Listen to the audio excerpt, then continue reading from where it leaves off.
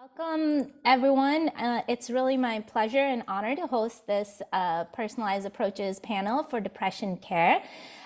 So we have 5 great speakers today that I'll be introducing as they present, and also our discussant is Dr. Ramanathan, who is a psychiatrist and a director of the Neuromodulation Clinic at the San Diego VA. Our first speaker today is Dr. Eiko Fried. Dr. Fried is an associate professor of clinical psychology at the University of Leiden. Dr. Fried's research asks important questions on how to best understand, measure, model, and classify mental health problems.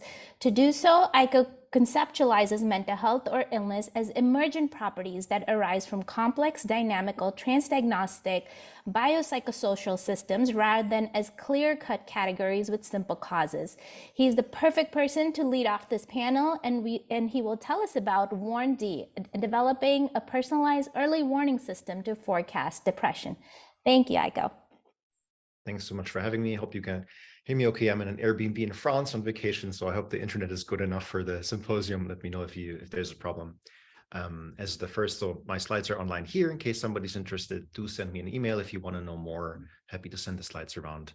And as the first panelist today introducing this fantastic symposium, it is my honor, but also duty to talk a bit about the fundamental concepts that all the speakers will be talking about today. So I'll start with a slide on depression, obligatory slide that we all have seen many times. As all of you know, depression is a common debilitating and often chronic disorder, often recurrent. It compromises severely the capacity for independent living and is one of the strongest clinical predictors for suicide. All of us agree here today that we need to improve our description, prediction, understanding, and treatment of mental disorders. But as you've seen in multiple talks at the conference, how to best do that is an open question. And so I will introduce the main idea of our approaches today. And that starts with Ken Kendler. So many of you will know who this is, Ken Kendler, one of the, I think, smartest, wisest living psychiatrists. What most of you will not know are 3 things. First, I'm a huge Ken Kendler fanboy, as can be seen on the slide by me having a picture of Ken on here. Second, I got to visit Ken for a few months a couple of years ago. And third, most importantly, Ken Kendler is an avid cyclist. This is his secondary bicycle that he gave to me and said, Eiko, this is a vintage bicycle from, I don't know, 1960 something. Take very good care of it. It is very expensive. And after a couple of weeks, you know, you see where this is going. I broke Ken Kendler's bicycle, and you can imagine I was like, what do I do? It's a terrible situation for me. Luckily, a bicycle is a simple system. A pedal moves a cogwheel, moves a chain, moves a wheel, and so forth. And in simple systems, there's a rule that applies that you can understand the macro level of the system by studying the micro level, the components. It's called reductionism. And I could fix Ken Kendler's bicycle and get out of a disaster for me personally and academically by just fixing all the individual components of the system. That works very well and is a powerful framework. However, in complex systems such as the weather, the climate, cancer, tumors, the internet, and the stock market, fixing individual components, all of them, does not restore functioning of the system at the system level. That's why these are complex systems. One example are lakes in the Netherlands. I'm not there right now, but usually I have these lakes in front of my house. And we have many of them. And many of these lakes over the last decades turned from these blue, beautiful lakes into these green, smelly, turbid lakes, turbid states. You've probably seen that before on television, very gross. And ecologists have tried for decades to forecast these transitions and understand them better, and then be able to intervene or treat these lakes to return to their prior states. And that only was possible in the 90s once people understood these lakes as systems rather than as sort of loosely tied together components of oxygen content and fish content and pollution coming in and so forth. And that is my metaphor or analogy for mental health problems. I think mental health problems are like lakes, not like bicycles. I think they're best characterized by a number of features. I only briefly mentioned some here. I think they're emergent. For example, fluidity is an emergent property. You can study hydrogen and oxygen all you want. You will never find the concept of fluidity But if you put enough hydrogen and oxygen together in a certain type of structure, you will get fluidity. Or bird flocking. You can study individual starlings and their genes and little brains all you want. You will not understand or find bird flocking. You need multiple birds for that to interact with each other. Mental health problems are dynamic in nature. They interact over time and go up and down. They arise out of complex systems of many features, and these are biological, psychological, and social in nature. And we've ignored quite a number of these features over the last decades, I think. So a better understanding of mental health problems requires measuring and analyzing the systems from which they emerge. Yeah, that's the first take. Can't do this in any more detail, but I published a primer paper that came out just 2 weeks ago, which summarizes these concepts for lay audiences, and that it's a very short paper on this exact topic. So going back to depression now after this first intro, sadly, treatment efficacy is only about 50%. There's great folks doing treatment, but we just cannot help everybody. And a lot of folks agree that prevention is the most effective way to change or reduce global disease burden. But the biggest barrier in our field is, at least in my perception of the problem state, who gets the prevention and when? Because we know risk factors for depression, being female, for example, but that doesn't mean we can do prevention programs with all women in the world, right? And so our program, our project that I introduced today briefly in the remaining time, tries to tackle that gap. When to intervene, on whom to study prevention properly. To do so, we follow 2,000 people over 2 years in the Netherlands. And the goal of the Warren D project is to build a smartwatch app free of use that will work similarly to a weather forecasting app or a period forecasting app, where you can forecast reliably the onset of a certain phenotype over the next couple of days or weeks. There's a couple of pillars to this project, including theory, measurement, and modeling. I'm not going to go into details here today, but the systems ideas I explained before are quite relevant for the project. We study the human mood system over time per person. And we have a few guiding principles I want to introduce briefly. First, we want to identify at-risk students before they transition into depression. Students is important here. We work with young folks, 18 plus. Most of them are until 25. And these are diverse students, so not just university students. We also have folks from vocational schools and with very diverse backgrounds, which is important to us because university students are a little overstudied, at least in my particular pocket of research. The study is meant to be implementable in real-world settings, no neuroimaging. I doubt that people would use weather forecasting apps or period tracking apps if they would need to go to the lab for brain scans regularly. And it might be helpful for hormonal checks and so forth, but that's just not the point that we try to make here. It should be feasible, applicable broadly, and so no neuroimaging or genetics. We follow open scholarship principles. All the data will be publicly available in a couple of years. And importantly, we want to embrace what we have learned about depression in the last decades, and in that our study is a bit different than some other studies in the field. I list a few things here, can't go into details, but most importantly, hence my lake introduction with Ken Kendler, we try to study the systems from which depression emerges at the within person level. We just submitted and put online a preprint on our protocol paper, which has all the details about the Warren D study that you might be interested in, including millions of documents and supplementary files, all the code books and so forth. If you're interested in what measures we use, everything is openly available. Just 2 more minutes about the study. We have a baseline where we ask people 1 million questions about who they are, what they're currently doing, all the predictors of depression that we could identify after a Delphi study. We follow folks for 3 months. They wear a smartwatch, and we ask them questions on their smartphone 4 times a day. Looking at the time here, 4 times a day, and also on the weekend. We have special questions in the morning and in the evening, and so on. We ask about their last week. And importantly, we don't capture only symptoms, which the literature is focused on, our emotions. We ask about current activities, what folks are worried about, how they perceive their own resilience for the next week, if they think they can deal with upcoming stressors. We look into menstruation-related questions, which has been largely ignored in the depression literature, weirdly enough, and so on and so on. So there's a huge battery. And then we follow folks for 2 years, every 3 months, trying to measure our outcome measures, basically, which is nominal depression, but also we also do anxiety, stress, functional impairment, well-being, quality of life, and so forth, as something to predict into eventually. Yeah, I'm not going to talk about this in detail. We use a Garmin Vivo Smart 4 smartwatch for the 3 months of detailed tracking. Can answer questions if anybody has questions about this, but it's a consumer grade device. Costs about, I don't know, $95 maybe. You get it a bit cheaper if you buy it on bulk, as we did. It's not great. It's not bad. You know, it gives us some data that is somewhat informative, I think.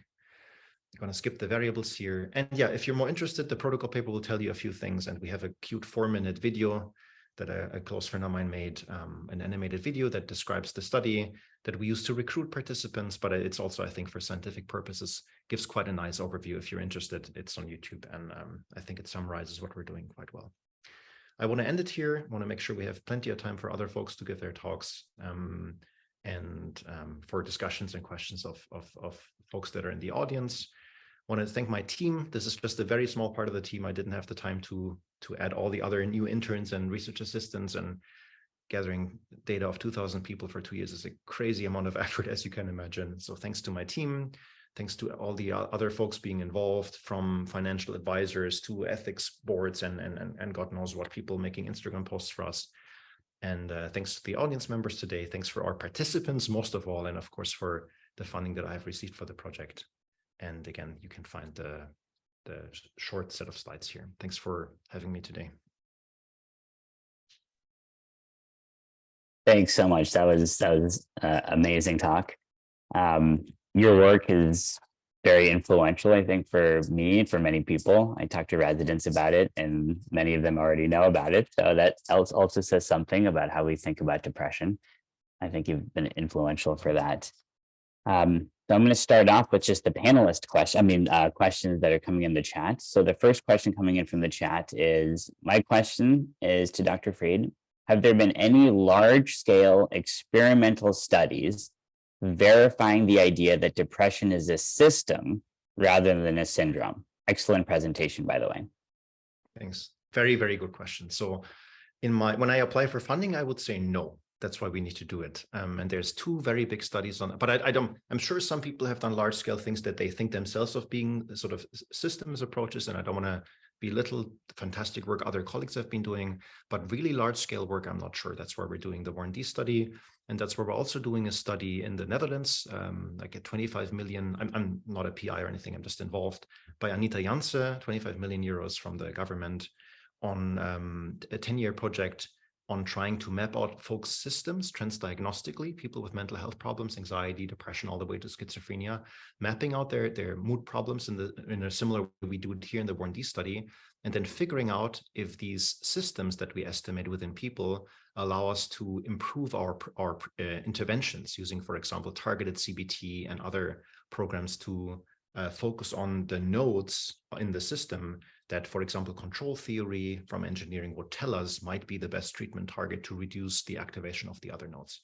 So and usually when Anita or Anne Roofs or I give presentations on this gravitation project, this big one, we always say putting the systems idea to the test, exactly because of the question that you raised in the audience. So I would think that we have all plenty of work to do. I think Nick is talking about this today. Zach might be talking about it as well. So lots of folks trying to figure out how to actually put this idea to the test. Yeah. Great. I think my follow-up question, but we'll keep this for the end. I think it's time to move on to the next speaker, but is exactly that. It's how does systems-oriented thinking for mental illness help inform what integrate across a biopsychosocial model, but help inform on what treatments can be most effective. And I think that's where it gets very interesting to start thinking about things from a systems perspective rather than a syndrome perspective. All right, so I don't need to introduce the next speaker. I think I'll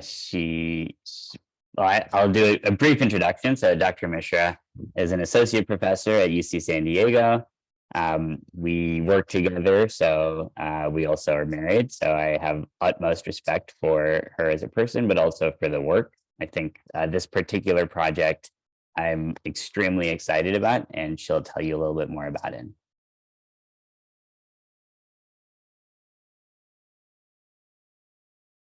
Thank you, Dakshin, and great to be here learning from all the stalwarts in the field today. So I'm going to talk a little bit about some of our new projects on intervening on depressed mood with N-of-1 intervention and how we think about it. These projects are in the early stages, and learning from the work of Eiko and Nick and Zach and others. And so really looking forward to how this work proceeds from this point on.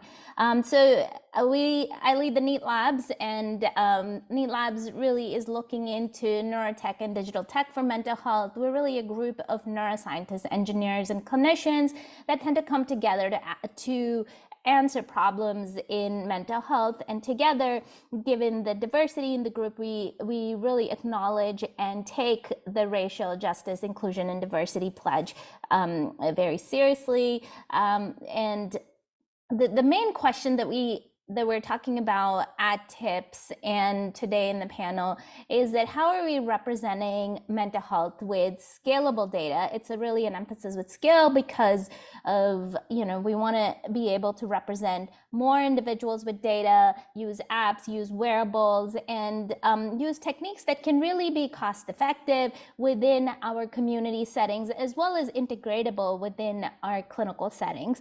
So in our group, I'm trained as a neuroscientist, so we tend to really look at brain and cognitive function, but at the same time, we're very conscious that the interplay of brain and cognitive function comes from everything else that's happening in an individual's life, which includes aspects of how they're stressed or how they sleep or what they eat, exercise, and so on. So how do we capture all of this together, and then how do we make sense of it is what we're trying to look at. And really for every individual, think of the system as, I could refer to it as something that goes from a state of ill-being to well-being on a continuum and without having any specific threshold cutoffs. So briefly, our lab developed a scalable cognitive brain mapping platform. So in this platform, it's called the Brain Engagement or Brainy platform. We're able to monitor several different cognitive abilities whose details I won't go into. It's a freely available for research platform. And of course, there are many apps that do cognitive testing, but what we didn't find is that how do we integrate these kinds of apps with physiological data? So we made our own with these cognitive modules along with mobile EEG recordings. And just like some of the talks yesterday talked about MRI scanners in a van, so scan in a van and so on, we take our EEG with cognitive tests to clinics and community settings in our backpacks, so to say. And so from this, what I wanted to illustrate as an example here is, say, for example, data from one person, which is a scale to a normative across many different individuals. Of course, in the conference, we've heard about how this data needs to be much more representative, not just in terms of, age and gender, but also racial and ethnic diversity and mental health, problems, as well as health and healthy typical mental health as well. So all of this is an ongoing effort, but this is an illustration of how just looking at age-matched data for a given person across different modalities of cognition that are in the different columns. So there's selective attention, response inhibition, conflict processing, working memory, and so on. We can really say where this individual may have over threshold processing above the normative of the population for this individual versus underactive processing. So underactive would be in blue and overactive would be in red, and underactive would be, in this case, the parietal and the visual areas of the brain. So we would think about, in the future, when this data set is representative enough, we could think about how do we intervene on specific cognitive and brain functional modalities. So this is something that we're doing for all individuals that participate in the research in our lab.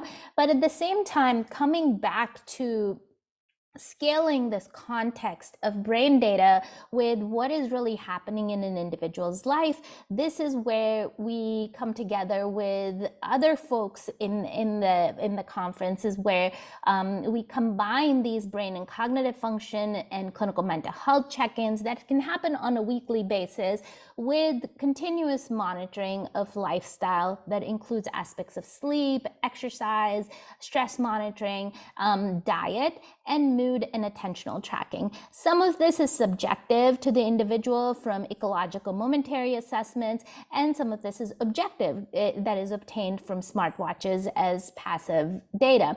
And together, they provide a more holistic picture of what is going on with the individual.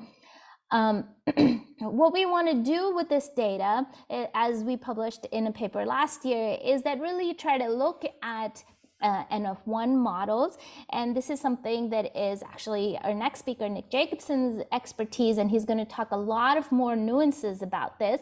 But in our first pass, actually, Dr. Jacobson's work has been an inspiration for some of what we've done here as well.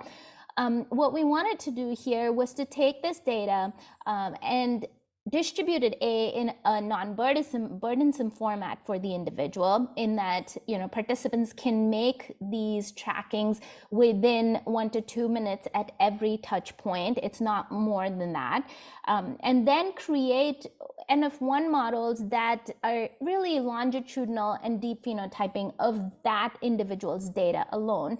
And in this way, we kind of get away, at least in the first pass, from representativeness across different individuals, because there's a lot of questions about how one individual's mood states and their as their psychological, their lifestyle, their brain and cognitive functions might differ from other people, and how are they represented by the general population.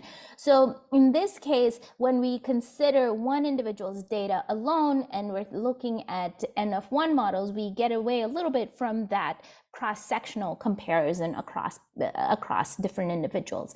So why we want to do this is that essentially the goal for us especially is that if we can understand the features that predict an individual's mental health state, can we then go in and recommend specific kinds of modalities of intervention that might fit an individual best? And in our case, we're looking at complementary modalities such as sleep, activity, diet, stress, cognitive training, social support, and these sort of modalities that would be complementary to, say, FDA-approved approaches with pharmacotherapy or brain stimulation as such. Because remember that actually 85% of depression cases are in the mild to moderate range, and they do not necessarily need pharmacotherapy, which may be effective, but at the same time, many people may not be willing to take that given side effects and so on. So this is the ultimate goal of where we want to take this personalized mental state prediction. And what we, again, coming back to the modeling, the traditional data approach has really been what's called the nomothetic approach, where one individual is thought of as part of a group of a larger set of individuals. So therefore, it becomes really important to think about representativeness of how this individual may or may not be similar to other individual. And on the other hand, idiographic N-of-1 approaches tend to look at that individual and their data as their own experiment and separate from other people. And I'm sure, and Dr. Jacobson is going to talk about this much more eloquently than I can. So in this paper last year, what we did was really integrate these different modalities of data, including cognitive brain function data, EMA data, as well as the wearable data, and align these data to every time an individual was able to provide a mood report. And so what happened right prior to this mood report in terms of how depressed that they felt or happy that they felt. And so given their mood report, what happened right right prior to that. And after the data alignment and pre-processing, we said, hey, let's fit different predictive models to the data. And so we created this machine learning pipeline, testing different models for each individual, because really every individual can have a different distribution of data. It's not necessary that one distribution best fits a given person. And then we also validated the models, did hyperparameter tuning, and it really took care of overfitting and other such concerns in ML to get at what might be predictable for any given person. So this graph tends to show that the correlation between predicted mood as per the model versus actual mood as per what the person reported. And every time it's over the dashed lines, the confidence intervals are above the dashed lines, we can say that there was a significant correlation between what was predicted by the models and what we actually saw. As you can see, the predictions are not perfect prediction. And in some cases, such as in this one case, P24, they actually fail, but because there was sparse data in this person, which is what happens with real life data collection. But what we're getting here is an illustration of, say, one individual's data, where we have here an overlay of actual data versus predicted data, showing that the predicted data is actually slightly less variable as per the actual data. And but at the same time, we did get a significant correlation between what was actual and what was predicted. Again, going back to the fact that, these systems are actually more complex than we think, as Dr. Fried elucidated a while ago. And so, we might be missing more types of predictors in the monitoring that could help improve these models. So this is an example of where we want to take this from this step. So let's just take the example of one participant, P1, and looking at their model, which explains, say, 80% of their variance in actual mood. We're explaining what kind of features really predict their depressed mood state. And when we look at these explainable features, on the left side is really just a ranking of these features and to the degree to which they're able to predict the depressed mood of the individual over this about 1 month tracking period that they went through. And in this, we find that there is their sleep wake-up time, the connection satisfaction that they have when they're connecting with others, sleep duration, gratitude, breathing consistency comes from an active respiration assessment that we do, and so on. And what we find is after the first 5 variables, the other variables have much lesser contribution to their prediction. So taking the top variables, when we look at this individual, on the bottom is sort of just a very simplistic way of looking at it in terms of when the person is less depressed versus when they're more depressed, in less depressed in green, more depressed in red. How are their predictors associated with their data? So sleep wake-up time is later when they're less depressed. They have more connection satisfaction when they're less depressed. They have slightly greater sleep duration when they're less depressed, greater gratitude, and so on. So our goals here really are at this stage, talk to the participant and be able to provide feedback as to how these models are created. Granted, the models still have errors, so it's not like it's a decisive model. It's not a prescriptive model. This is how the data is looking for the monitoring that you've done at this point in time. Does this agree with your experience, or what do you think about this data? And we have a conversation at that point in time where we're doing this feedback with the participants and providing them these machine learning insights. And then we say, okay, well, given these first 5 components, it seems that there might be some room for sleep regulation, sleep optimization, given the top predictors in this set are related to sleep, or there could be a case for positive affect regulation, and that tends to work on connection and gratitude and so on. And then we let the participant pick, like, what in terms of their own participant autonomy, which of these they might want to work on with a trained research associate who knows the protocols for how to optimize sleep or positive affect. So just coming on to my last couple of slides, this slide just shows that actually across individuals from our first study, many different features can be the top predictors. So I showed you the data for one person. He had sleep and connection with others as top predictors. For others, there's comorbid anxiety, exercise, diet, breathing, stress. All of these can be top predictors for any given individual. They're very different predictors across people. And we look at the accuracy and predictability of the models to see how strong they might be. And these are very early outcomes in that we start this kind of trial, and that after we provide these machine learning insights, we can then look at, the participant is able to pick whether their given intervention might be a sleep or a positivity or exercise or diet intervention. Over time, then we're able to track changes in depression scores and see that for this very early cohort that we are seeing a reduction in depression symptoms through these personalized means. Of course, the question still remains, whether if we gave this to be really randomly to people, any kind of behavioral regulation training, would that work as well or not? Or does this kind of sophisticated methodology have additional bearings to it?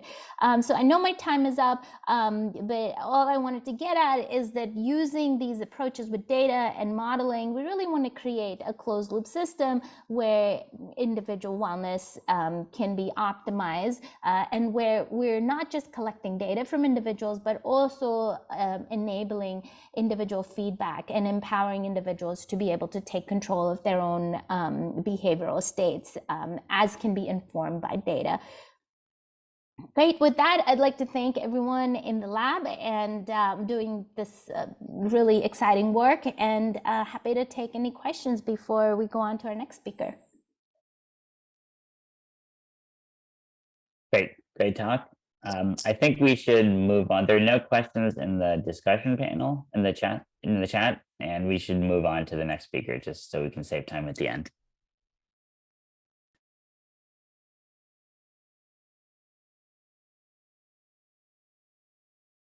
There we go. It would help if I wasn't muted. Hi, folks. Hopefully you're able to see my slides okay.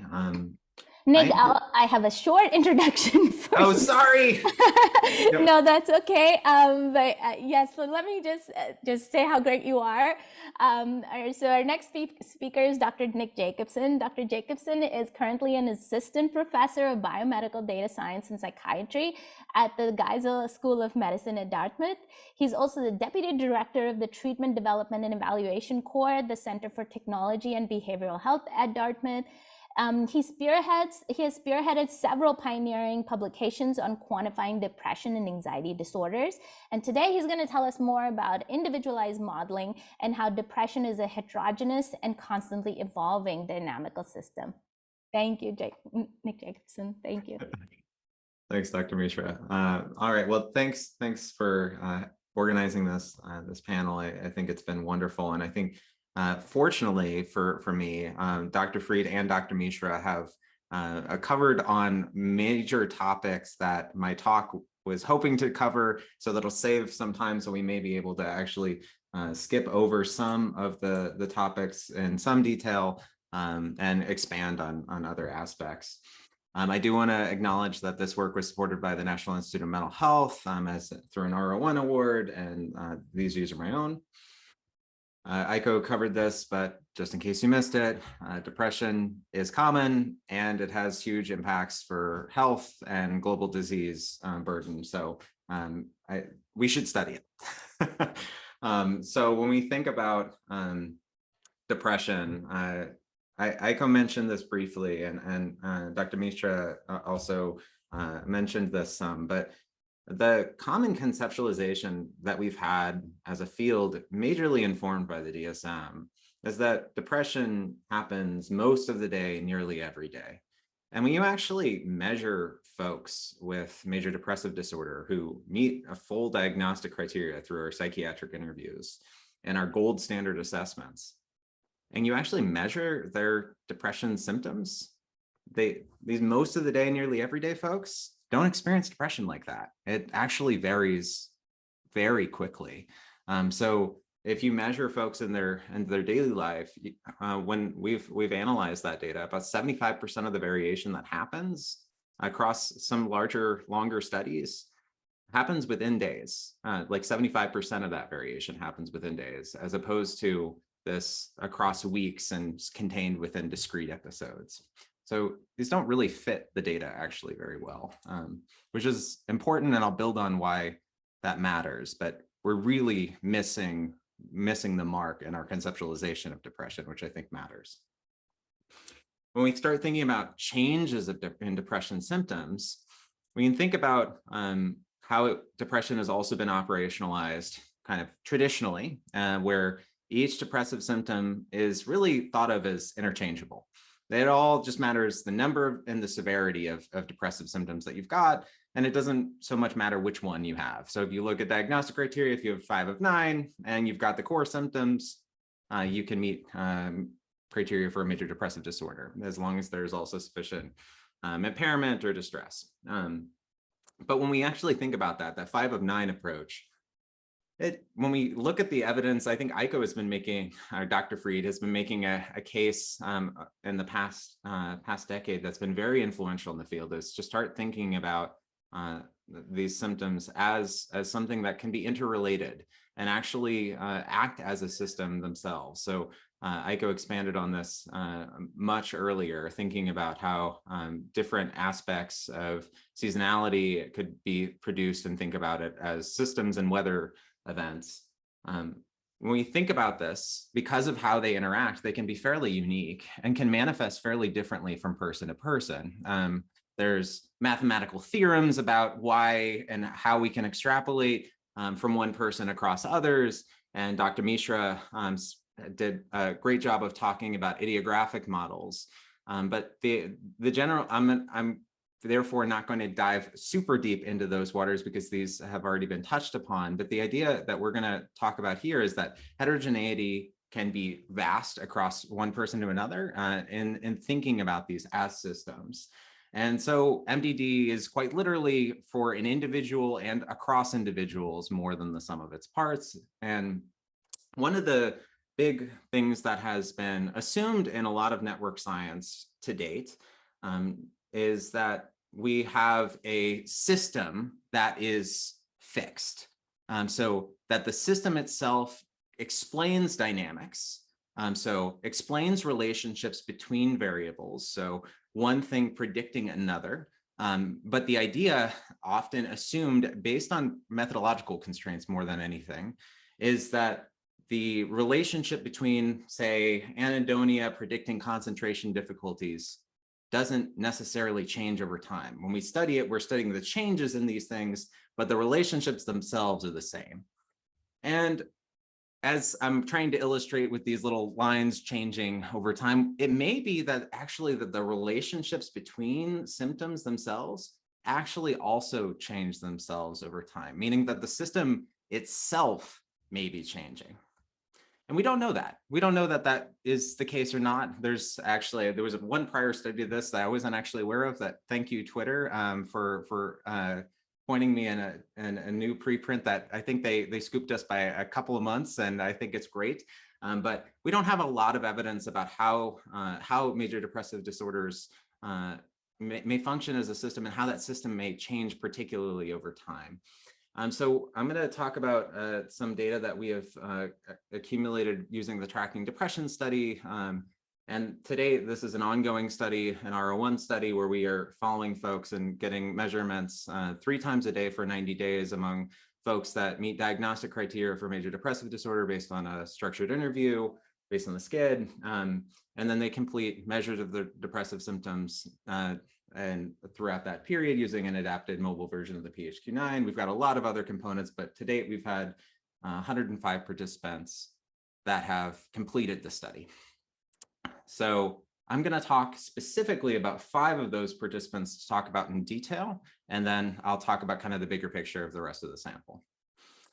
The analyses to try to look at these changing dynamics are all kind of underscored and based on a model that is these time-varying vector autoregressive models that are essentially done through varying coefficient models from using splines, from generalized additive models. That's a lot of the word models. And so people may space out when I say that, because if you don't have a computational background. But the gist of this is what we really care about, why we're using this, is we want to actually see how each symptom predicts one another at the next time point.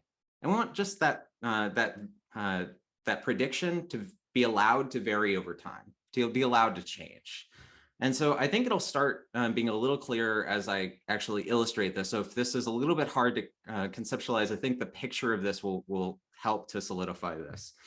So this is one person that we have using this time-varying vector autoregressive approach. And each arrow here is a prediction. So the different nodes that are the different symptoms, and they're predicting each other at the next time point. The controlling for all other predictions at that time point.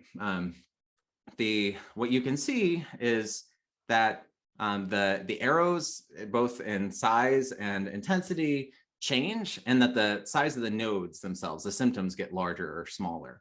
And that's a function of these relationships changing and their influence on the network. And when we think about it as a network perspective, changing across time.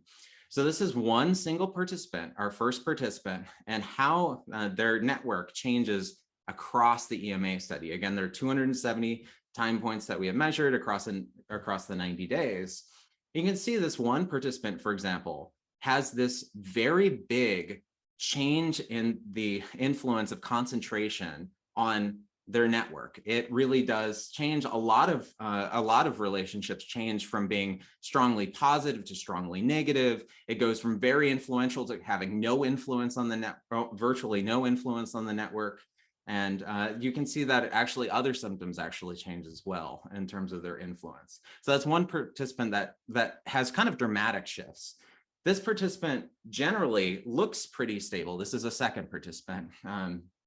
Then all of the sudden, motor issues start to become very prevalently influencing other symptoms. And there are other more subtle changes that are happening. Some things that actually concentration and anhedonia shift directionality and shift signs and things like that. So there are other influences that are changing in the network, but there are bigger shifts that happen also with particularly related to motor movement and how that impacts things. Participant 3, motor issues carry the day in terms of their network. They, for a time, and then become again, have this phase where they seem to have no influence on other depressive symptoms at later time points. And other symptoms seem to actually be carrying more of an influence. This is our most stable participant that I'll illustrate. And they do experience some small changes in their network across time, but this one is actually more fixed and more stable. So something that doesn't change as much, though it does still change, it's just not changing in the order of magnitude as some of the other ones. The last participant also experiences changes, particularly in concentration and things, and also motor issues that happen. And so, okay, those are 5 people, and we've got 105 people that have completed the study. You may be wondering, okay, what is the broader pattern look across people when we actually look at the changes in their symptom and their network dynamics? 86% of the people that we studied experienced a change in what was their most influential system or symptom in that network. So it might have been motor issues, but it changed to something else. The median number of times that the most influential symptom changed in the network was 3. So this is pretty prevalent for most people. The most dramatic thing that we actually saw, though, is that most people, 52% of the sample, actually went from having their most influential symptom actually become their least influential symptom in the network. So it's carrying the most weight and predicting other things in itself, and then carrying the least weight at a different point. So let's kind of talk about what this means. really we found, and as you could see across people, there were large differences in what the networks looked like.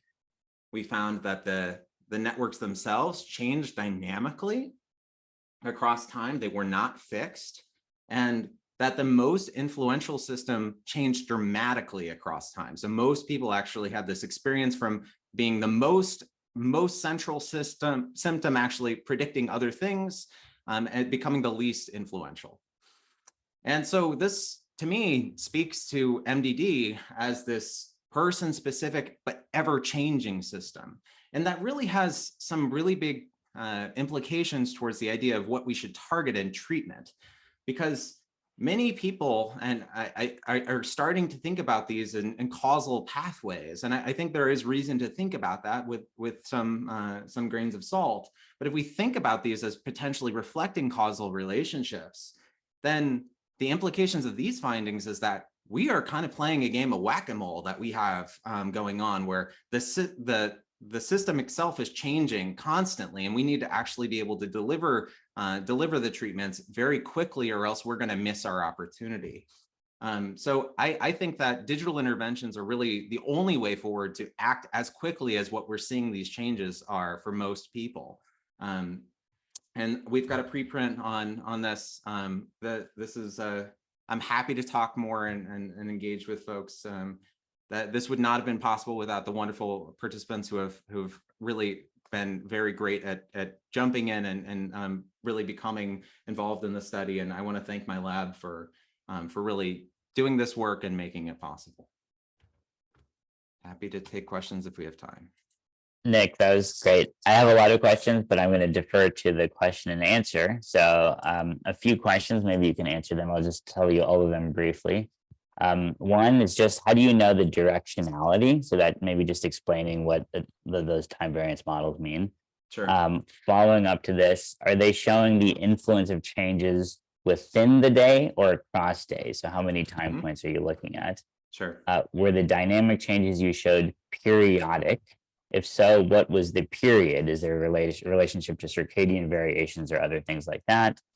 And then do you think the implications are truly that every person is different, or will you see these dynamic patterns map onto different subtypes? I'm thinking maybe like some people are highly dynamic, some people aren't, and what might that mean? Okay, great questions. I'll start with directionality. Much like if we break this down into very simplistic methods for those who are not computationally inclined, we can essentially look at relationships of association. If we were to compare this, for example, to a correlation, we can just see if things are positively or negatively correlated. And what we're specifically investigating is changes in one symptom, predicting changes in the symptom at the next time point, and allowing that correlation essentially to change, controlling for everything else. It's a little bit different than that. It's not actually correlation, it's regression, but that's the basic gist of what we're doing as a method. And in terms of how to interpret things, the blue was positive, the red was negative. Sorry, I didn't say that. In terms of what we're doing, we're trying to predict within days, so predicting across the next measurement occasion. So it could be the next day if it was from evening to morning, for example, but generally it was within day for most things. In terms of whether things were periodic, there is a literature on diurnal patterns and depressive symptoms. We did not explore those within this presentation, though they do exist, and that is another lens to look at these things. Let's see, I think, did I cover? Oh, and then the subtyping piece. I actually don't believe that we're likely to find the subtypes like people expect. I wish that we would, and we are exploring that ourselves, but the idea that this is actually going to be reduced down to something that's really simple, I keep finding counter evidence for that every time I try to look for things in important ways. So I hope that that's the case, but the early data we have on that doesn't seem to support that super well. I don't want to steal all of our time, so I think we should maybe move on and next speaker. I think so too. Yeah. Great. We'll move on to Zach, who would like to introduce himself. All right. Can you see this? Yeah. All right. I will rush through this. I'm going to make the slides available online later. So my work thinks about two questions. One is, how do you help a person who's clearly struggling? If you look at the facial hair, I think it's evident. And that work is about mechanisms of treatment. And we want to try and understand, how do we help them improve? The other work that I focus on is, how do we understand, will different people respond to the same treatment? So if we give these two people the same treatment, treatment A, it might make one of them worse, might make one of them better. And we talk about moderators there, and that's the work of prediction, whereas mechanistic work is often about sort of explanatory models. And another version of this is, how might the same person respond to different treatments? So if we give this person clearly struggling treatment A, it might make them better. Treatment B might make them much worse. So I do this work at UCLA as part of the Depression Grand Challenge, working under the direction of Michelle Krask and the Innovative Treatment Network. And a lot of what I'll present on today is about the STAND program, which is a stratified system of care in which people can come in, be screened, and get allocated to different levels of care, from self-guided digital prevention to coach-supported digital therapy, all the way up through psychotherapy and pharmacotherapy in a clinical care setting. So the small amount of data that I'll present today is from a pilot that was done at East LA College, and we've now been re-upped for another year there. We have a large randomized clinical trial that we'll get research data from, but the stuff I'm presenting today is just from the service pilot that happened over the course of the COVID pandemic. So there's a lot of different goals that we could have with personalization. And the first thing I'll try and do today is sort of map out how those different goals might manifest, and try and highlight how different approaches might be necessary to meet those goals. So we published a chapter kind of reviewing some of this. And as part of that, we came up with these dimensions of personalization. So if you looked at the literature of precision and personalized mental health, what I think you'd see is that there's a variety of different things that people are doing. It's not like it's all the same thing. So sometimes people are selecting levels or intensity of treatment. Sometimes you're selecting antidepressants versus cognitive therapy, or cognitive therapy versus interpersonal therapy. You can get more granular, where you're selecting different techniques or components, modules, maybe you're ordering them. And you can get even more granular, where you're adapting like specific interactions or styles. The personalization can happen prior to the start of treatment. It can happen at the end of treatment. Maybe you're thinking about relapse prevention, or it can happen during treatment. Often this is talked about as just-in-time adaptive interventions. And then there's also the structure dimension, where these things can be done idiosyncratically. They can be done through things like guidelines and decision aids, all the way up to the more algorithmic statistical models.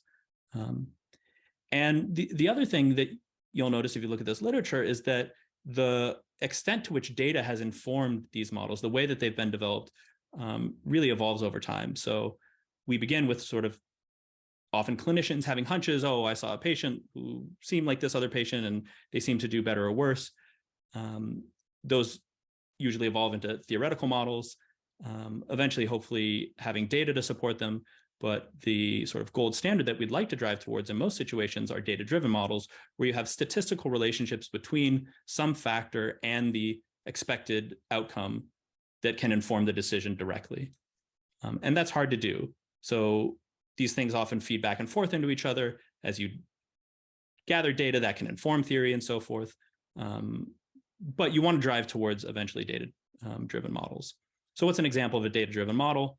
Well, for stratified care, where you can select the level or intensity, we recently published a paper, the first randomized clinical trial of a data-driven precision mental health approach for selecting low versus high intensity psychotherapy in IAPT, showed that a predictive model, when given to the clinicians, improved the rates of positive outcomes in the IAPT system in the UK.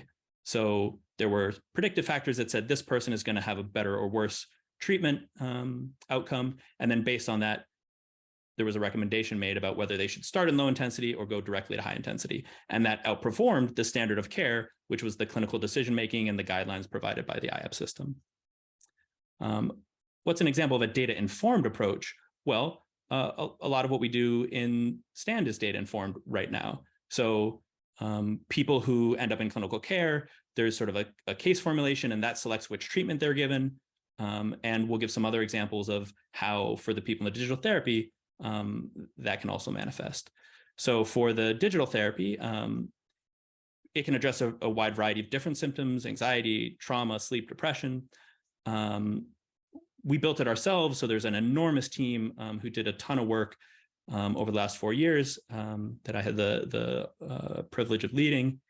And it has both data informed and theory-based personalization. So what's an example of theory-based personalization for this digital therapy? Well, we're implementing it at East Los Angeles College. We did a lot of stakeholder co-development there. So we asked the people who we're going to be working with, what are the things that they needed? And we identified things that might indicate that adaptations were needed. That's a type of personalization. So we've translated it to Spanish.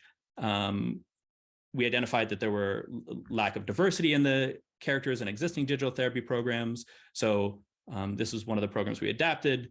All the actors were white in it. And so we decided to use animation to allow us to have more flexibility and to integrate a variety of aspects of diversity there.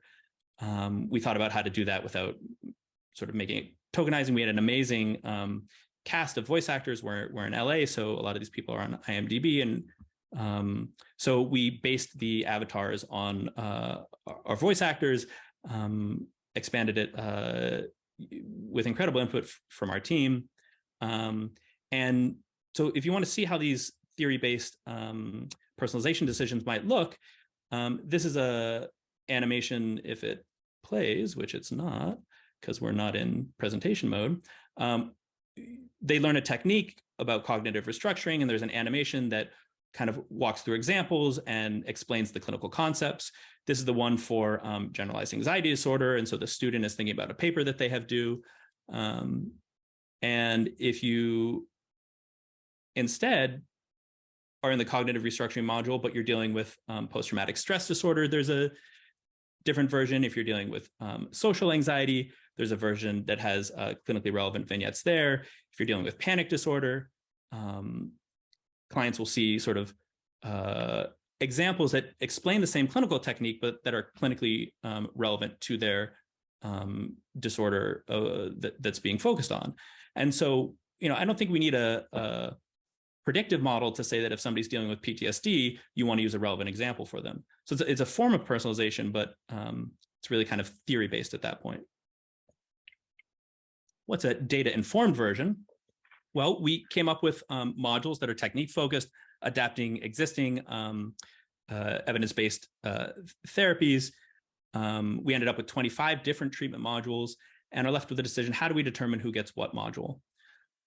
So we started off by saying, well, let's do disorder-based packages. So techniques relevant to depression, like behavioral activation and cognitive restructuring, prolonged exposure for trauma, interoceptive exposure for panic. Our population at ELAC and at UCLA, high levels of comorbidity at baseline. So we added packages targeting the most common types of comorbidity. We have an adaptive baseline symptom assessment that identifies which symptom areas are above threshold. And then based on that, that's how we select and allocate packages right now. What we'd like to move towards, so some other data-informed personalization that we do, using the literature on sleep that shows that targeting sleep in people with comorbid sleep and depression improves depression as well. Same is true for PTSD. So we integrated a sleep module into those packages, and it shows that symptom change improves early in sleep, so we put it first. We also have different types of sleep techniques, and we allocate those based on chronotype. That's assessed, so we have within a module a sort of decision logic. But that's heavily burdensome to get the data on chronotype. So we're now integrating digital phenotyping, which can collect those data passively. We have 2 large studies that are developing those. And what we'd like to build towards is data-driven personalization, where you select or order modules based on stuff. So you can do that in different ways. You can have experimental approaches to gather the type of data you need there. You can have quasi-experimental approaches like propensity score analysis, which I don't think is always the best thing to use. You can do things like discontinuity analyses, where you look at people who are on either side of an arbitrary decision boundary. And you can say, okay, these people look very similar, and there was something arbitrary that differentiated them. And you can see how do they respond to different interventions based on that.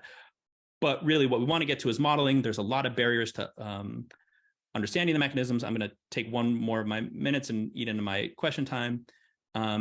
These data are really complex. So if you're looking at a digital therapy, and here are the modules that this individual got and symptoms we're tracking across time, those sessions are not evenly spaced.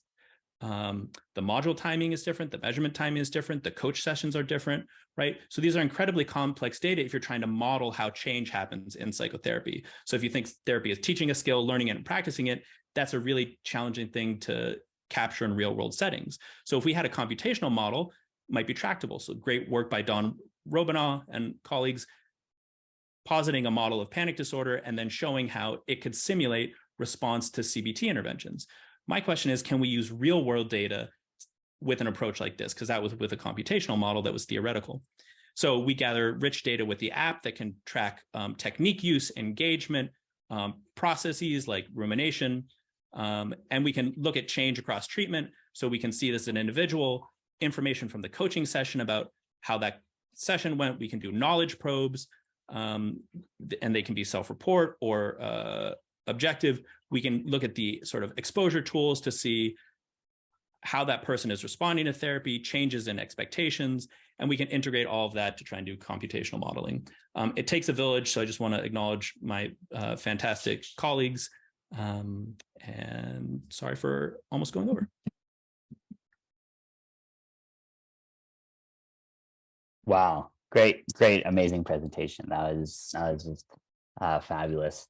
I am going to ask you a question because I think we do have time for one question. So, I think what you're illustrating is essentially the challenge that every clinician faces, right? Which is we never get the clean, oh, you only have depression. We always have multiple comorbidities. We're always trying to struggle with what should we do? How should we recommend what we do? And how do we structure it? So one of my questions is, how do you think about, or how do one think about expanding what you're doing beyond psychotherapy to integrating the other aspects of, say, what I as a psychiatrist might be thinking about, medications, TMS? How are you guys thinking about integrating everything together, if at all?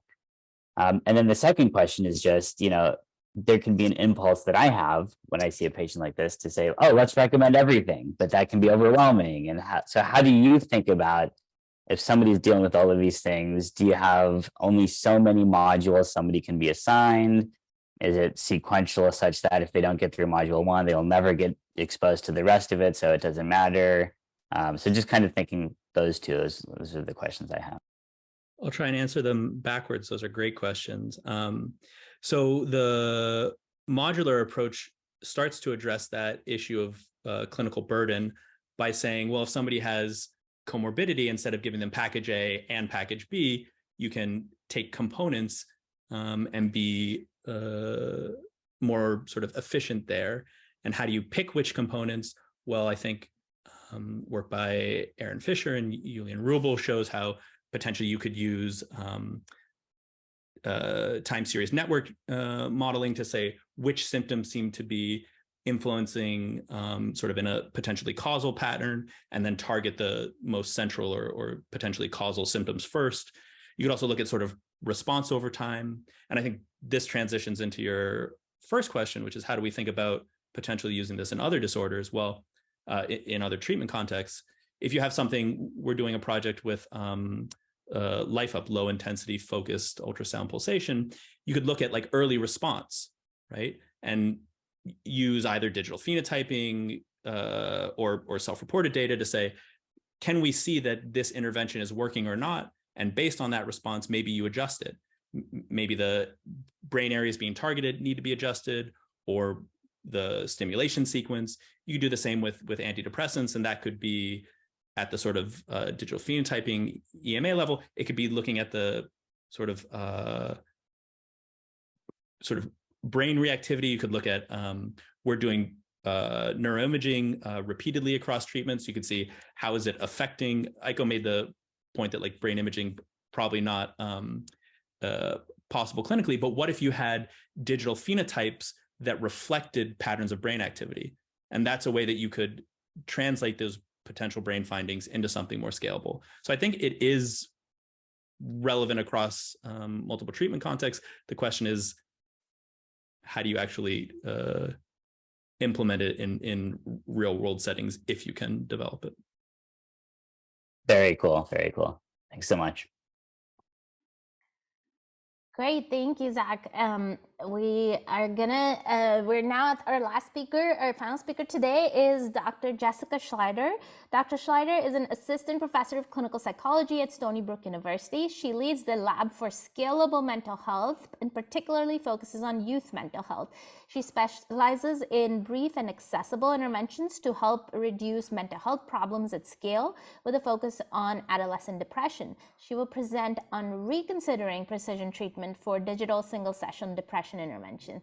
Thank you for being with us today, Jessica.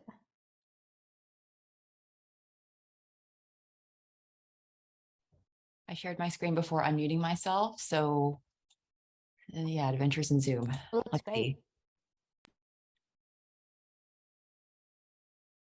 Can someone say, I can't see you, so can someone say, yes, this works? Yes. Looks good, Jessica. That's great. Okay, thank you.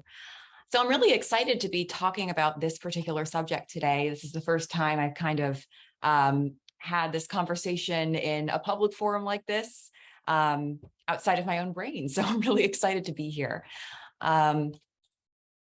So I'm going to be a little bit repetitive towards the beginning and then zoom through some of our thoughts on this very complex topic of reconsidering precision treatment for with respect to scalable intervention. So depression in adolescence is of course very common and exceptionally complicated, as all of our speakers today have alluded to. And despite 50 years of research, or even more than that, we've gotten really not very much at all better at treating youth depression. This very sad graph is a representation of the effect sizes over time of youth depression interventions compared to placebo controls or active controls of post-interventions. This is from a meta-analysis of over 400 randomized trials. And you can see that the graph shows that, in fact, we've gotten significantly worse in terms of effect sizes at treating youth depression.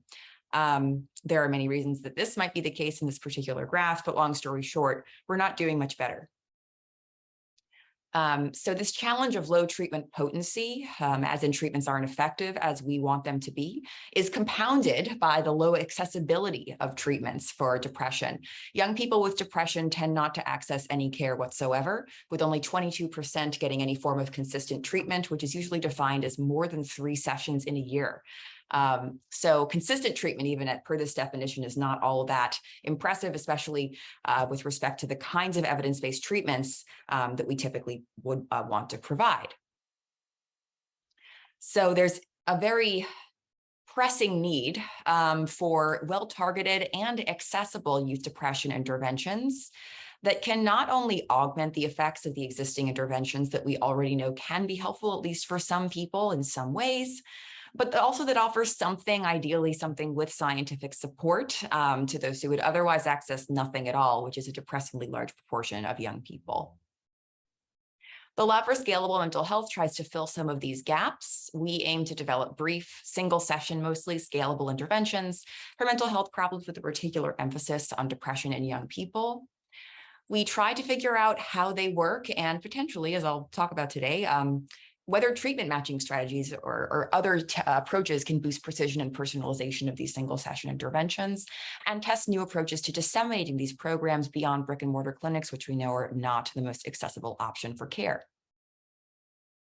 Quick definitions, because this is a new term for many. What are single session interventions, or SSIs? These are specific structured programs that intentionally, and that's key, involve just one visitor encounter with a clinic provider or program. If you go for an intake at a psychotherapy clinic and don't come back after your intake, that is not an SSI. That is dropping out of treatment early. An SSI, everyone knows and everyone is on the same page from the start that there is an intention to make the most out of that one session that you're there. SSIs may be accessed once or on many occasions. So this is a one at a time model, not a one and done model. The idea is that SSIs can be helpful in any moment.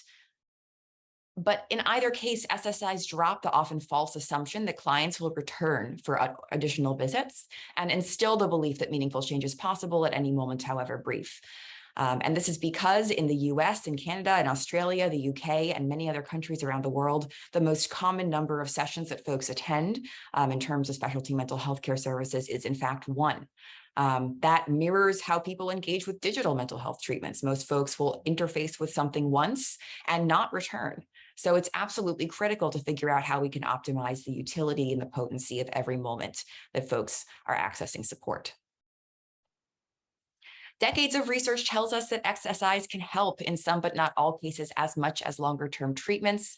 The red bars in this graph of a meta-analysis I ran a few years ago represent the average effects of mental health treatments for full-length youth interventions, 12 to 16 sessions. The blue bars represent average effect on of mental health treatments for young people that last 1 session. So you can see that these bars are not quite as different as you might expect, or even as our field might want them to be. And what this suggests is that there's something to be tapped in SSIs, but I want to emphasize that SSIs are not going to replace other forms of treatment, but they can bridge otherwise unfillable gaps in ecosystems for mental health care. To date, our lab's evidence-based SSIs tested through multiple large-scale RCTs served more than 30,000 people, 7,000 or more at this point via grant-funded clinical trials and 20,000 plus via nonprofit and community partnerships. And they've been translated into 5 different languages so far. These are some of them that we've tested. Most of them are self-guided online interventions. Some of them are provider-delivered. And each one targets a modifiable short-term belief or behavior like hopelessness or perceived control or agency or internalized stigma, where short-term improvements in that target mechanism can spur upward spirals of meaningful long-term change through shifts in behavior and cognitions. These 2 interventions, Project Personality and the ABC Project, have both shown promise for youth depression in particular. One of them, Project Personality, is essentially a growth mindset intervention. It teaches that symptoms and experiences of depression are modifiable rather than fixed simply because of how the brain is built, because of neuroplasticity. The ABC Project is a behavioral activation intervention. It teaches that by engaging in values-based activities, you can actually shift patterns and ways of coping and in turn your mood over time. So a really big question that I've had for a long time is, given the scalability of SSIs, which can address, the access problems, can we combine that with precision treatment approaches, which address potency problems, to open new paths to reducing youth depression? In fact, my Early Independence Award from the NIH is on precisely this topic. Can we personalize scalable interventions for adolescent depression in order to optimize every moment that we have to promote youth mental health better? So how we've gone about addressing this so far is asking the questions, do digital SSIs for depression work better for certain groups than for other groups? And if so, can we target dissemination efforts towards those groups? And also, can we match teens to best fit depression SSIs now that we know that multiple of them can have some impact, a lasting impact on depression symptoms? So I want to briefly orient you to a very recent RCT that our lab ran, recently published in Nature Human Behavior. But this was actually a 3-arm RCT where we ran a trial in almost 2,500 teens, mostly LGBTQ plus and racial ethnic minoritized youth recruited via Instagram, where we found that 2 online SSIs, the ones that I just mentioned, Project Personality and ABC Project, both reduced 3-month depression symptoms with identical overall effect sizes versus an active supportive control, which was designed to mimic supportive therapy, but in an interactive digital SSI format. So this was an opportunity for us not only to explore predictors and moderators of SSIs in a sample that was actually powered for allowing us to detect those kinds of moderation effects that we typically can't look at, but also to look at possible treatment matching approaches to see, could we have given some people one of these interventions versus the other, even though we're seeing the same overall effect, to maximize the benefit they could have had in this trial.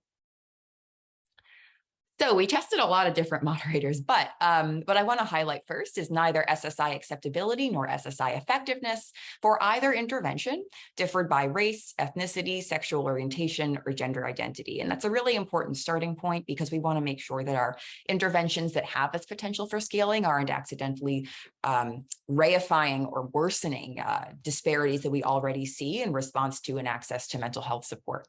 So we were actually encouraged by this lack of moderation. And this was work led by one of our PhD students, Riley McDaniel.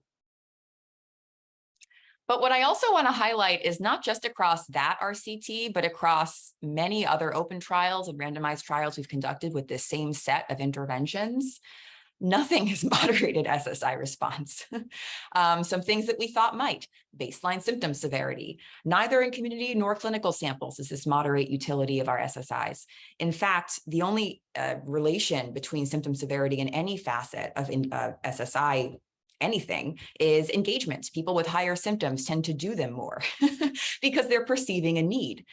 So, at the beginning of this work and often in talks, I get asked, is this really a prevention approach because it's so light touch? And I don't think that's the case. One, because that's not who perceives a need and that's not who engages with the interventions. And two, because we're actually not seeing any differential utility by severity. Presence of self-injurious thoughts and behaviors also does not moderate acceptability or effects of these interventions. And that's not for either intervention. So folks with SITBs tend to engage just as well and respond just as well in terms of depression symptoms, anxiety, trauma symptoms, even restrictive eating, as do folks who do not report these problems. Parent psychopathology, also a host of other parent-related problems, don't seem to moderate or predict response to these SSIs. Of course, there are a number of other contextual factors that might, but we have yet to exhaust that list entirely. But another one that we tested and doesn't seem to do anything is receipt of concurrent treatment. That's kind of a depressing one. You would hope that people receiving additional treatment outside of the single session intervention during the trial would see added benefits overall to their mental health, but we in fact do not see that, potentially because of the wide variability of the kinds of interventions and treatments that people access in the real world. So that's interesting. We also, by the way, and this is from meta-analytic work, we also don't see any moderation effect on SSIs of whether it's a digital SSI or delivered by a provider, by country in which the SSI trial is delivered, or a host of other factors which are written about elsewhere. So we turn to this other question, right? Can we match teens to best fit depression single session interventions? One of our grad students, Isaac Ahuvia, led a valiant effort to try to answer this question. And he was able to use a personalized advantage index approach to test a treatment matching algorithm for our 2 SSIs per machine learning techniques. We included everything in the kitchen sink in terms of predictors of possible outcome. And we had quite a lot of different variables at different levels of analysis in this trial. But as it turned out, response predictors were extremely, extremely similar across the 2 single session interventions, whether it targeted behavioral activation, so a more behaviorally focused SSI, or growth mindset, more of a cognitively focused SSI. Treatment matching would have added virtually no value, which is really interesting and suggests, right, that increasing use access to both digital SSIs may carry more public health utility than additional treatment matching efforts, suggesting that choice may be a really important element to focus on rather than trying to select which intervention for whom. And that's led me to believe, or at least wonder, when it comes to depression SSIs and precision treatment, maybe the key questions aren't which and for whom, but rather where and how we actually deliver and disseminate these single session interventions. So maybe it's more of a precision SSI dissemination approach that we need rather than precision SSI treatment or selection. And this kind of fits with what teens say they actually need and want from their mental health treatment, which we've learned through our recent mixed methods and qualitative work, which is really autonomy, flexibility, convenience, and anonymity. Right now, most digital supports aren't, or most mental health supports aren't located where youth actually seek out help, which is online. Youth are actively disempowered to access care on their own terms because parents normally have to be integratively involved in every step of the treatment seeking process. But when you actually ask teens, at least in our research, who couldn't access care, what got in the way of getting treatment, 32% of barriers they spontaneously share with us involve their parents as a primary barrier. Treatments also don't fit how youth say they want to engage with support, which is briefly and as needed, much more so than in a weekly fashion for an indefinite period of time.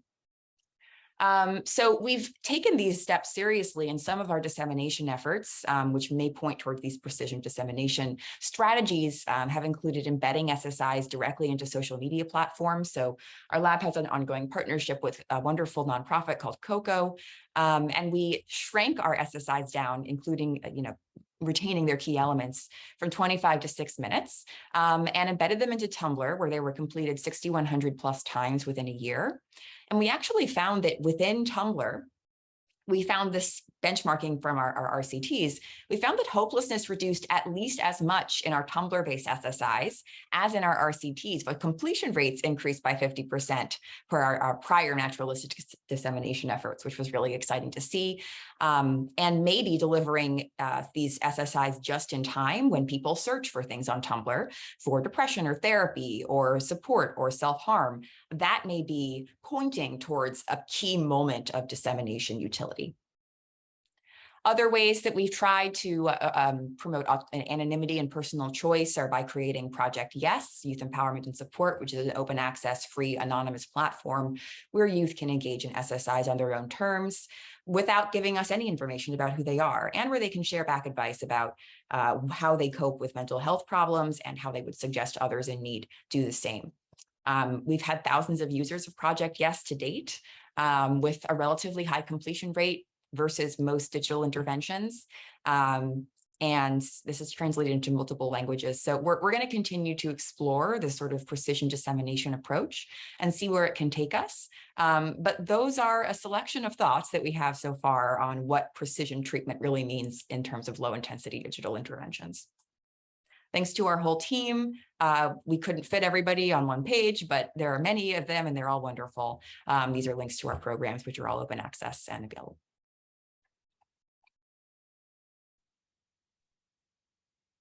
Amazing. So I'm going to go to 2 questions from the chat, and I'll just add one of my own. We'll have one set of questions for you, and then we'll have about 5 minutes for the whole panel. So Dr. Schneider, can perceived credibility of the SSIs be a potential predictor of treatment effects? The second question is, wow, amazing work. Curious if the engagement channel or recruitment channel is a moderator of the effects, e.g. where folks are coming from or types of messages that lead to successful recruitment. My question for you is thinking about SSIs from a peer delivery model, training families to deliver this, training primary care doctors to deliver this. So how do you think of that as opposed to, kind of like professionals or online or things like that?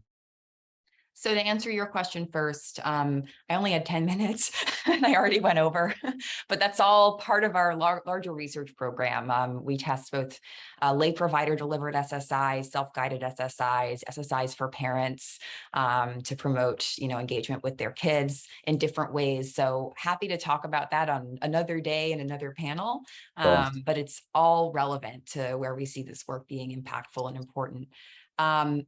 I really like the question about engagement channel or recruitment channel, because I think that's huge.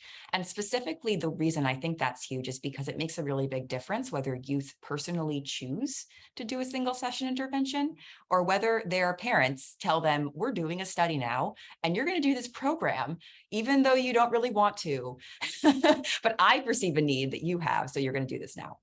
And in fact, we see very different rates of uptake and effects by that across different studies. So I think it would require some thoughtful data aggregation to figure out what is the best way to actually compare the effects across very different trials in different contexts with different populations in terms of outcomes.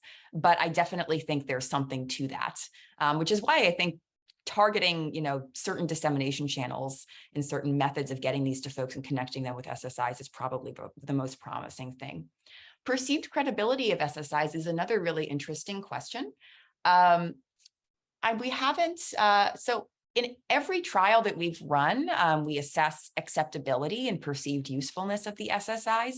That doesn't seem to vary at all across studies. It's usually pretty high. People see them as relevant. They agree with the message. They think it would be useful to other people.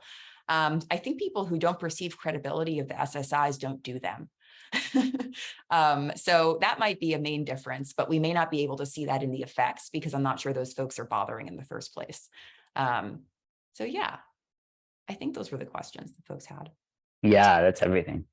All right, so I think we have to end on time. We have about 4 minutes. I'm just going to raise some themes and have anybody who wants to respond to them.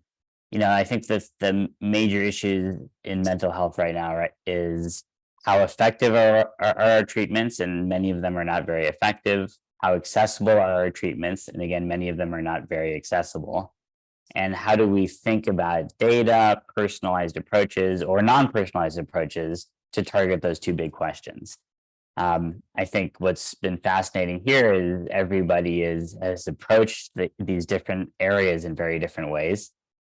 So any last thoughts or comments or reactions to the talks?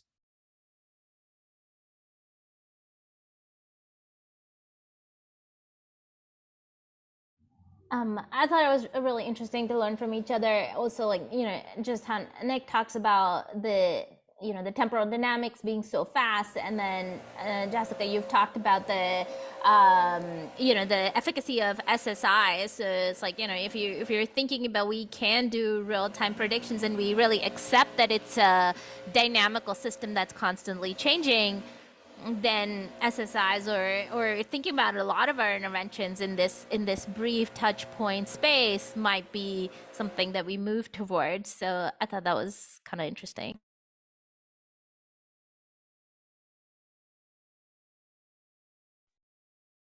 One thing that I was just thinking about how everything came together here. And Jessica, thanks for having the counterpoint. I loved that.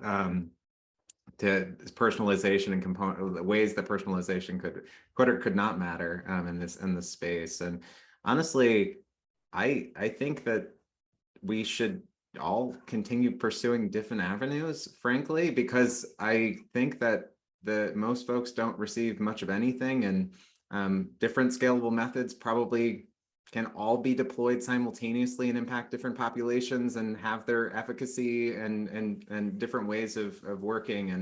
And I just actually was thinking about how so many different ways of this field moving forward, kind of simultaneously and in parallel in some ways. And I really enjoyed different conceptualizations and thoughts as we approach trying to actually have an impact at such a scale. Your work is such a great example of that, Jessica. And I feel like to a very small extent, some of the stuff that we're doing is starting to get there. And what I said last week at a talk was, if everything I've done scientifically over the past decade is totally worthless, at least we're disseminating evidence-based therapies to hundreds and hopefully soon thousands of people, which is nice because science can fail. So good to do something useful along the way.